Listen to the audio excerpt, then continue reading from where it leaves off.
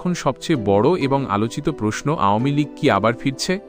2024 সালের ছাত্র জনতার গণ অভ্যুত্থানের মুখে শেখ হাসিনার দেশত্যাগ, এরপর 2025 সালের মে মাসে অন্তর্বর্তীকালীন সরকার কর্তৃক দলটির রাজনৈতিক কার্যক্রমের ওপর নিষেধাজ্ঞা আরোপ এবং সর্বশেষ 2026 সালের ফেব্রুয়ারি নির্বাচনে তাদের অনুপস্থিতি, সব মিলিয়ে অনেকেই ভেবেছিলেন আওয়ামী লীগের অধ্যায় হয়তো চিরতরে শেষ। কিন্তু আসলেই কি তাই? নাকি পর্দার আড়ালে চলছে এমন কোনো গোপন পরিকল্পনা যা দেশের রাজনৈতিক সমীকরণকে পুরোপুরি বদলে দিতে পারে?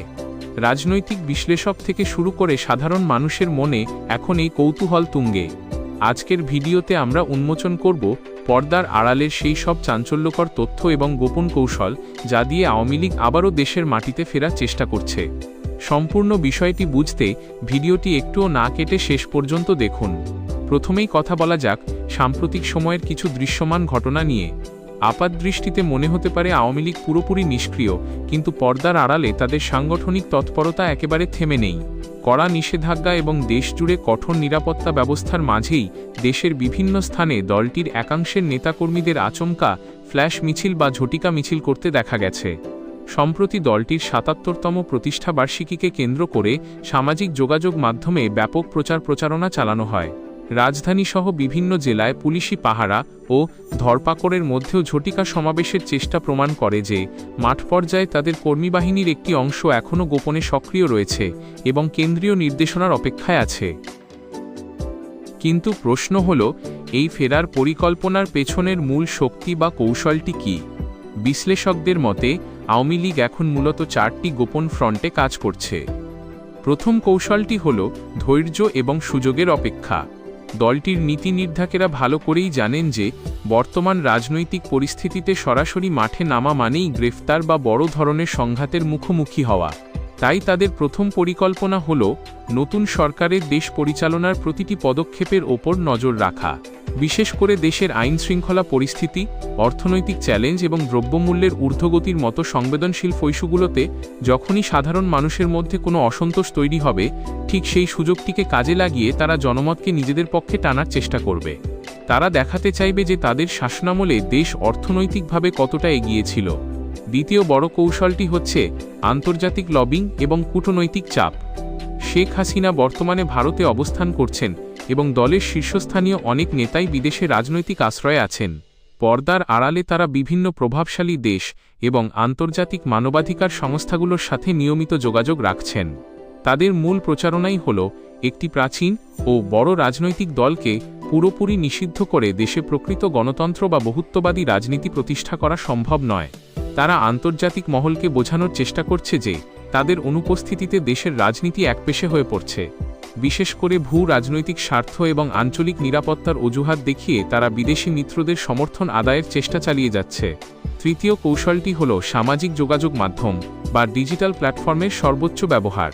মাঠের রাজনীতি অবরুদ্ধ থাকায় আওয়ামী লীগ এখন সাইবার জগৎকে তাদের প্রধান যুদ্ধক্ষেত্র বানিয়ে তুলেছে। শেখ হাসিনার বিভিন্ন সময় লিক হওয়া অডিও বার্তা বা দিক নির্দেশনাগুলো সোশ্যাল মিডিয়ায় পরিকল্পিতভাবে ছড়িয়ে দেওয়া হচ্ছে। এই অডিও ক্লিপগুলোর মাধ্যমে একদিকে যেমন মাঠ পর্যায়ের হতাশ নেতাকর্মীদের চাঙা রাখার চেষ্টা করা হচ্ছে, অন্যদিকে বর্তমান সরকারের ব্যর্থতাগুলোকে বড় করে তুলে ধরে সাধারণ মানুষের মনস্তত্ত্বে প্রভাব ফেলার চেষ্টা চলছে। তারা তরুণ প্রজন্ম এবং নিরপেক্ষ ভোটারদের টার্গেট করে প্রোপাগান্ডা ও ন্যারেটিভ তৈরির গোপন মিশন চালাচ্ছে। চতুর্থ এবং সবচেয়ে জটিল কৌশলটি হল আইনি লড়াই এবং স্থানীয় সরকার নির্বাচনের ফাঁকফোকর খোঁজা। যদিও মূল রাজনৈতিক দল হিসেবে তাদের কার্যক্রম নিষিদ্ধ, তবুও দলটির কৌশলগত চিন্তাবিদদের পরিকল্পনা হল আইনি উপায়ে এই নিষেধাজ্ঞা তুলে নেওয়া। আন্তর্জাতিক অপরাধ ট্রাইব্যুনালে দল হিসেবে আওয়ামী লীগের বিচার প্রক্রিয়া সম্পন্ন না হওয়া পর্যন্ত এই নিষেধাজ্ঞা বহাল থাকবে বলে সরকারের পক্ষ থেকে জানানো হলেও আইনি লড়াইয়ের জন্য তারা ভেতরে বড় ধরনের প্রস্তুতি নিচ্ছে। এর পাশাপাশি দলীয় প্রতীক ছাড়া যদি কোনো স্থানীয় সরকার নির্বাচন অনুষ্ঠিত হয়, তবে সেখানে দলটির সমর্থক বা নেতাদের স্বতন্ত্র প্রার্থী হিসেবে দাঁড় করিয়ে নিজেদের জনসমর্থন ও সাংগঠনিক শক্তি পরখ করার একটি গোপন পরিকল্পনাও তাদের রয়েছে। তবে আওয়ামী লীগের এই ফেরার পথ কিন্তু মোটেও সহজ নয়। তাদের সামনে রয়েছে পাহাড়সম প্রতিবন্ধকতা। প্রথমত, 2024 সালের জুলাই আগস্টের আন্দোলনের ক্ষত দেশের মানুষের মনে এখনও দগদগে। ওই সময় সাধারণ মানুষের ওপর যে নির্মমতা চালানো হয়েছিল তার দায় সম্পূর্ণভাবে আওয়ামী লীগের ওপর বর্তায়। ফলে জনসাধারণের একটি বিশাল অংশের মধ্যে দলটির প্রতি তীব্র ক্ষোভ ও ঘৃণা রয়ে গেছে। সাধারণ মানুষ কোনোভাবেই এই ফ্যাসিবাদের পুনর্বাসন সহজে মেনে নেবে না। দ্বিতীয়ত, দলটির ভেতরে চরম নেতৃত্ব সংকট তৈরি হয়েছে। দীর্ঘ 15 বছর শেখ হাসিনার একক নিয়ন্ত্রণে দল চলায় বিকল্প কোনো নেতৃত্ব গড়ে ওঠেনি। বর্তমানে শীর্ষ নেতারা হয় কারাগারে, না হয় আত্মগোপনে কিংবা নির্বাসনে। এই ছিন্নভিন্ন সংগঠনকে আবার এক সুতোয় বেঁধে মাঠে নামানোর মতো দূরদর্শী নেতৃত্ব এই মুহূর্তে দলটিতে অনুপস্থিত। তৃতীয়ত, দেশের বর্তমান রাজনৈতিক সমীকরণ। 2026 সালে সাধারণ নির্বাচনে বিপুল সংখ্যাগরিষ্ঠতা নিয়ে বিএনপি ক্ষমতায় আসার পর এবং জামায়াতে ইসলামীসহ অন্যান্য রাজনৈতিক শক্তিগুলোর শক্ত অবস্থানের কারণে আওয়ামী লীগের জন্য ফাঁকা মাঠ পাওয়ার কোনো সুযোগ নেই। নতুন সরকার দেশের শাসন ব্যবস্থায় বড় ধরনের সংস্কার আনার চেষ্টা করছে, যা আওয়ামী লীগের পুরনো রাজনৈতিক ধারাকে পুনর্বাসিত হতে সম্পূর্ণ বাধা দেবে। পরিশেষে বলা যায়, রাজনৈতিক দল হিসেবে আওয়ামী লীগের 7 দশকেরও বেশি সময়ের ইতিহাস রয়েছে। ইতিহাস বলে, কোনো বড় রাজনৈতিক দলকে চিরতরে মুছে ফেলা সহজ নয়, কিন্তু তারা যেভাবে ফিরতে চাইছে সেই পর্দার আড়ালের গোপন পরিকল্পনা সফল হবে কি না তা সম্পূর্ণ নির্ভর করছে বর্তমান সরকারের সাফল্য, দেশের অর্থনৈতিক স্ট্যাবিলনেস এবং জনগণের সচেতনতার ওপর।